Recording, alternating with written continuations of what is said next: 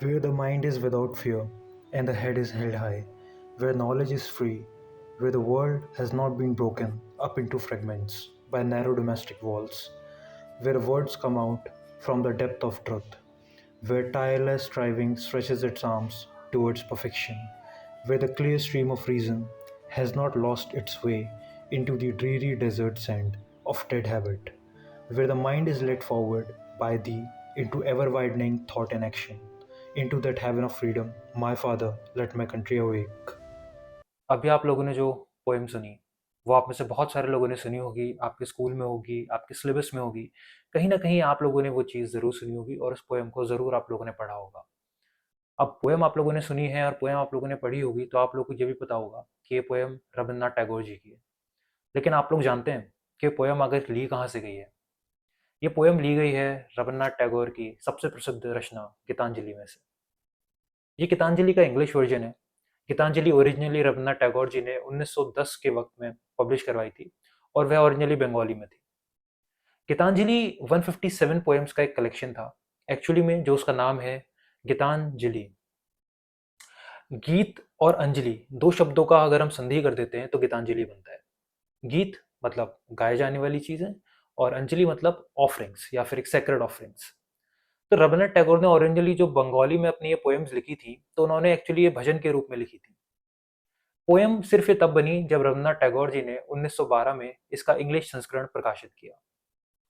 English संस्करण में original Geetanjali से सिर्फ 53 पोएम्स ली गई हैं और इस संस्करण में कुल 103 पोएम्स हैं। बाकी की 50 पोएम रवींद्रनाथ टैगोर जी ने खुद अपनी अलग अलग रचनाओं में से ली हैं और तब जाकर के किताब पब्लिश हुई है। तो इस बात में कंफ्यूज मत होइएगा कि और बंगाली की ओरिजिनल गीतांजलि काफ़ी अलग है और इंग्लिश की गीतांजलि काफ़ी अलग है। दोनों में सिर्फ 53 पोएम्स हैं जो कि एक जैसी हैं, बाकी की पोएम्स अलग हैं। और चलिए अब बात करते हैं इस किताब के बारे में और इस किताब की जर्नी पर चलते हैं। कैसे रवींद्रनाथ टैगोर जी की ज़िंदगी में क्या क्या हुआ और उन्होंने ये पोएम लिखी और फिर हम और आप मिल करके कुछ पोएम्स को देखेंगे। आप में से कई लोगों को लगता होगा कि गीतांजलि बहुत ही ज़्यादा शांत वातावरण में लिखी गई होगी। रवींद्रनाथ टैगोर जी की ज़िंदगी का सबसे अच्छा समय चल रहा होगा और सब कुछ उनके परिवार में खुशहाल होगा और फिर उन्होंने कहीं किसी पेड़ के नीचे बैठ करके, कुछ नदी के किनारे बैठ करके ये कविताएं लिखी होंगी। लेकिन आप पूरी तरीके से गलत हैं। बल्कि 1902 से लेकर के 1907 का पीरियड, यानी कि 1910 में जब ये पब्लिश हुई उससे 3 साल पहले का, और इस पीरियड में भी रविन्द्रनाथ जी रचनाएं कर रहे होंगे। इस 1902 से लेकर के 1907 तक के पीरियड में रविन्द्रनाथ जी ने अपनी पत्नी को, अपने पिता को, अपने सबसे छोटे पुत्र को और अपनी पुत्री को खो दिया था। आप सोचिए कि उनको खोने के बाद में रविन्द्रनाथ जी ने जाकर के इस किताब की रचना करी। मैं इस किताब से मेरा मतलब है इस इंग्लिश वर्जन की नहीं। 1910 में गीतांजलि का जो वर्जन रविन्द्रनाथ जी ने लिखा था वह ओरिजिनली बंगाली में था। और ऐसा ही नहीं है कि डायरेक्टली उस बंगाली वर्जन का जो कन्वर्जन है, जो कि उसका एक अनुवाद है, वो रविन्द्रनाथ जी ने खुद करा, मगर ये इसकी एग्जैक्ट कॉपी नहीं है, ये उसका एग्जैक्ट अनुवाद नहीं है, क्योंकि ओरिजिनल जो वर्जन था उसमें 157 पोएम्स थी और इसमें 103 है। रविंद्रनाथ जी ने इसका संकलन तब किया जब 1912 में उनकी थोड़ी सी तबीयत खराब हुई और उन्होंने सोचा कि उनके पास में थोड़ा समय है तो वह चाहते हैं कि वह अनुवाद करें इसका। उसके बाद में उनका लंदन जाना हुआ और लंदन में जाते समय वे पानी के जहाज से गए थे तो वहां पर भी काफ़ी समय था। तो उन्होंने अपना समय व्यर्थ न करते हुए इसका अनुवाद जारी रखा। फिर लंदन पहुंचने के बाद भी उन्होंने इसका अनुवाद जारी रखा। वहाँ पर रवीन्द्रनाथ जी की मुलाकात हुई डब्ल्यू बी यीट से। उनके म्यूचुअल फ्रेंड विलियम, उन्होंने डब्ल्यू बी यीट से रवीन्द्रनाथ जी की मुलाकात कराई। रवीन्द्रनाथ जी की जो एक आप कह सकते हैं कि जिस अनुवाद पर वो काम कर रहे थे वह रचना डब्ल्यू बी यीट्स के हाथ लगी और डब्ल्यू बी यीट्स ने को वह रचना इतनी अच्छी लगी कि उन्होंने इस इंग्लिश वाले वर्जन का फोरवर्ड भी लिखा। उस फॉरवर्ड में ही डब्ल्यू बी ईट्स कहते हैं कि उन्होंने यह जो किताब है वह होटल में पढ़ी है, ट्रेन जर्नी में पढ़ी है और डिफरेंट डिफरेंट जगहों पर उन्होंने बैठ करके ये किताब पढ़ी है। और वह इन पब्लिक प्लेसेस में अपना मुंह छुपाने के लिए ढूंढते थे क्योंकि उनकी आंखों में आंसू आने लगते थे। वह एक काफ़ी प्रसिद्ध नाम थे लंदन में, काफ़ी विख्यात पोएट थे। वह नहीं चाहते थे कि कोई उन्हें इस तरीके से रोते हुए देखे। उसके बाद में जब ये किताब पब्लिश हुई, उसके बाद में 1913 में हम सब जानते हैं कि रविन्द्रनाथ जी को नोबेल प्राइज़ दिया गया लिटरेचर के अंदर। और उसके बाद में 1915 में जॉर्ज पंचम ने रविन्द्रनाथ जी को नाइटहुड का टाइटल दिया, जिसे कि रविन्द्रनाथ जी ने 1919 में जलियनवाला बाग होने के बाद में वापस कर दिया था। अब चलिए चलते हैं गीतांजलि की जर्नी पर और गीतांजलि की कुछ मुख्य पोएम्स के बारे में जानते हैं और जितना मैं उन्हें समझ पाया हूँ उसको लेकर के उनके ऊपर चर्चा करते हैं। और हम अपनी पहली पोएम की तरफ बढ़ते हैं। पोएम्स का कोई भी नाम नहीं है, सिर्फ नंबर है। तो इसमें 103 पोएम है और हम पोएम नंबर 11 की बात अब करने वाले हैं। मैं आपके सामने पोएम पढ़ता हूँ और फिर आप लोग उसे सुनिए। Leave this chanting and singing and telling of beads, whom do thou worship in this lonely dark corner of a temple with doors all shut? Open thine eyes and see thy God is not before thee.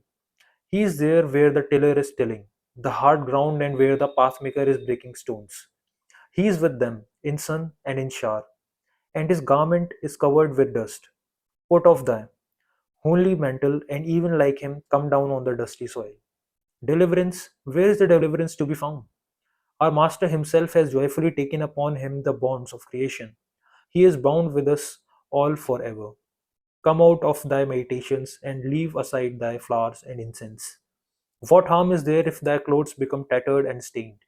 Meet Him and stand by Him in toil and in sweat of thy brow. ये कविता मेरे दिल के काफ़ी करीब है और ये कविता मुझे काफ़ी ज़्यादा छू गई थी। इसमें रवीन्द्रनाथ जी सीधे-सीधे बोलते हैं कि आप जिस भी तरीके से आप मंदिरों में बैठे हैं और आप पूजा कर रहे हैं और आप माला जप रहे हैं, आप इंसेंस स्टिक जला रहे हैं, वहाँ से आपको डिलीवरेंस नहीं मिलने वाला है, वहाँ से आपको एनलाइटमेंट नहीं मिलने वाला है। आपको उतरना पड़ेगा ज़मीनी हकीकत पर। भगवान उनके पास में है जो खेत में जाकर के हल चला रहे हैं, भगवान उनके पास में है जो जाकर के पत्थर तोड़ रहे हैं, सड़क बना रहे हैं, कोई निर्माण कर रहे हैं। भगवान उनके पास में है जो मेहनत करते हैं। भगवान उनके पास में है जो लहूलुहान है, जिनके पसीना बह रहा है और जो लगातार फिर भी मेहनत कर रहे हैं। भगवान उनके पास में नहीं है जो सारे कमरे के दरवाजे बंद करके बैठ गए मंदिर में, घंटी लेकर के, आरती की थाली लेकर के। रवीन्द्रनाथ टैगोर कहते हैं कि तुम्हें अगर ईश्वर से मिलना है तो तुम उसे जा करके सीधा सही सच्चाई से, सीधा फील्ड में जा करके मिलोगे। क्योंकि जो भगवान है उसने खुद अपने आप को एक बंधन में बांध लिया है हम सबके साथ में। वह आराम नहीं करता, वह उन लोगों को नहीं मिलता जो कि आराम से बैठ करके उसे पाना चाहते हैं, बल्कि वह उन लोगों के साथ में है जो मेहनत करते हैं, जो उसे पाना चाहते हैं अपने काम में। ये कविता मेरे दिल के काफ़ी करीब है और इसे आप ज़रूर पढ़िएगा। और चलिए चलते हैं अपनी दूसरी कविता की तरफ। अब हम आ जाते हैं अपनी उस पोएम की तरफ जो पोएम मैंने आपको पहले शुरुआत में सुनाई थी और उसका वॉइस ओवर कर रहा था। Where the mind is without fear and the head is held high, where knowledge is free, where the world has not been broken up into fragments by narrow domestic walls, where worlds come out from the depth of truth, where tireless striving stretches its arms towards perfection, where the clear stream of reason had not lost its way into the dreary desert sand of dead habit, where the mind is led forward by thee into ever widening thought and action, in that heaven of freedom, my father, let my country awake. ये poem आप सभी लोगों ने सुनी होगी और इस poem में रवीन्द्रनाथ जी बात करते हैं क्योंकि ये पोएम उन्होंने लिखी थी अंग्रेजी शासनकाल में। वह सिर्फ ये नहीं चाहते थे कि हम अंग्रेजी शासनकाल से ऊपर उठें, बल्कि वो चाहते थे कि लोगों के पास में क्लियर रीजन हो पूछने के लिए, जानने के लिए, जहाँ पर वो कहते हैं where the clear stream of reason has not lost his way. और वो कहते हैं कि हमें परफेक्शन की तरफ हमेशा बढ़ते रहना चाहिए। हम ये हमेशा सोचें कि हमें कैसे जाकर के अपने एक्शन से परफेक्शन अचीव करनी है। Where tireless striving stretches its arms towards perfection. और हमारे जो माइंडसेट है वो बहुत ज़्यादा नैरो ना हो, वह व्यंग करते हैं सारी सारी समाज की रूढ़ियों पर, जो सारी की सारी चीज़ें चलती आ रही हैं समाज में, उस समय भी काफ़ी ज़्यादा चीज़ें चल रही थी, उनके ऊपर वो काफ़ी ज़्यादा व्यंग करते हैं। और उस पूरी पोएम में वो कहते हैं कि हमारी जो संकीर्ण मानसिकता हो गई है उसे हम किस तरीके से तोड़ सकते हैं। इस पोएम को जब आप पढ़ते हैं तो इसमें रवीन्द्रनाथ टैगोर काफ़ी ज़्यादा उन शब्दों का इस्तेमाल करते हैं जिससे वो कहते हैं कि आपका जो एक्शन है वो ट्रूथ से आना चाहिए और किसी और चीज़ से नहीं। ज़रूर पढ़िएगा इस पोएम को और चलिए चलते हैं अपनी अगली पोएम की तरफ। आगे बढ़ते हैं पोएम नंबर 36 के ऊपर। This is my prayer to thee, my Lord. Strike at the root of penury in my heart. Give me the strength lightly to bear my joys and sorrows. Give me the strength to make my love fruitful in service. Give me the strength never to disown the poor or bend my knees before insolent might. Give me the strength to raise my mind high above daily trifles. And give me the strength to surrender my strength to thy will with love. आप ये देख रहे हैं कि इस रचना में रवीन्द्रनाथ जी यही कह रहे हैं कि मुझे आप ताकत दीजिए लड़ने के लिए, मुझे आप शक्ति दीजिए ताकि मैं ट्रुथ की सर्विस कर सकूँ। रवीन्द्रनाथ जी एक भी बार ये नहीं बोल रहे हैं कि मेरे साथ में इतना कुछ बुरा हो चुका है, अब मुझे मेरी ज़िंदगी से सारे दुख हटा दीजिए। आम तौर पर हम जो आरतियाँ पढ़ते हैं, जो सारी चीज़ें हम देखते हैं, पढ़ते हैं, उसमें यही होता है कि दुख हटा दीजिए, पैसा दे दीजिए, ये दे दीजिए, वो दे दीजिए, फला कर दीजिए। बट एक सही धार्मिक इंसान की पहचान यही होती है कि वो शक्ति माँगता है दुखों को झेलने की, दुखों का सामना करने की, ना कि उन्हें अपने जीवन से हटा देने की। क्योंकि एक सही धार्मिक आदमी ये बात जानता है कि सिर्फ दुख हैं जो कि उसे ग्रो करने में मदद करेंगे।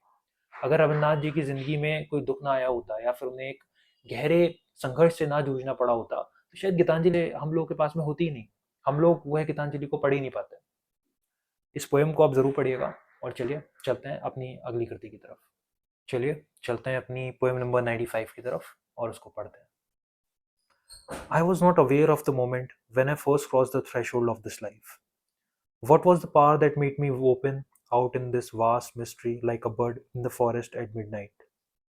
When in the morning I looked upon the light, I felt in a moment that I was no stranger in this world, that the indestructible without name and form had taken me in its arms in the form of my own mother. Even so, in death, the same unknown will appear as ever known to me. And because I love this life, I know I shall love death as well. The child cries out when from the right breast the mother takes it away in the very next moment to find in the left one its consolation. सो इन इसमें रविन्द्रनाथ टैगोर जी बात करते हैं missed opportunities की, जो कि बहुत गहरे से हमारे पास में नहीं आती, बहुत ही हल्के तरीके से हमारे पास में आती हैं और हम कई बार उन्हें समझ नहीं पाते और हम पास कर देते हैं उस थ्रेशोल्ड को और फिर बाद में हम पछताते हैं।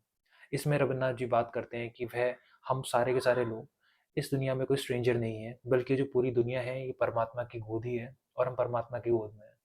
रविन्द्रनाथ जी आगे कहते हैं कि मौत के वक्त भी वह परमात्मा दूसरा रूप लेकर के आएगा और क्योंकि मुझे ज़िंदगी से प्यार है, मुझे ज़िंदगी वाले परमात्मा से प्यार है, तो मुझे उस मौत से भी प्यार होगा। और इसी के साथ में ये कुछ कविताएँ थीं, जो कि मैं आप लोगों के साथ में शेयर करना चाहता था। बहुत लंबी हम वीडियो नहीं कर सकते, बहुत अच्छी-अच्छी और कविताएँ हैं, मगर कुछ कविताएँ मैं आप लोगों के लिए छाँट करके ला सका और आप लोगों के साथ में शेयर कर सका। ये थी हमारी गीतांजलि की जर्नी। और इसके बारे में एक छोटा-सा मैं अगर आपको एक किस्सा सुनाऊँ तो, जब 1913 में रवीन्द्रनाथ टैगोर जी को नोबेल प्राइज़ का मेडल दिया गया, तो वह उसके बाद में उनकी डेथ के बाद में शांति निकेतन जो कि जहाँ पे रवीन्द्रनाथ जी ने अपना काफ़ी सारा समय बिताया था, उसके एक संग्रहालय में रखा गया था। सन 2004 में मार्च के महीने में वहाँ से 52 चीज़ें चोरी हो गईं और उसमें उनका ये मेडल भी था। उसके बाद ये मेडल कभी मिला नहीं, पहले ये जाँच पुलिस को दी गई, उसके बाद ये जाँच सीबीआई को सौंपी गई, मगर उस मेडल का कभी पता नहीं चला। उसके बाद स्वीडिश संस्था जो कि ये मेडल डिस्ट्रीब्यूट करती है, उन्होंने 2 रेप्लिका भिजवाए शांति निकेतन को संग्रहालय में रखवाने के लिए, लेकिन जो ओरिजिनल मेडल था वो चोरी हो चुका था।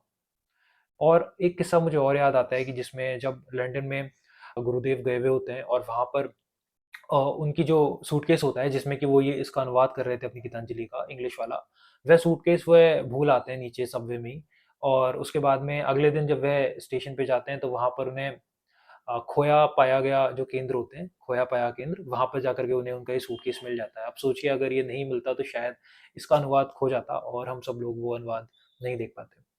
ज़रूर पढ़िएगा ये किताब और एक ऐसी किताब जिसके लिए गुरुदेव को नोबेल प्राइज़ मिला।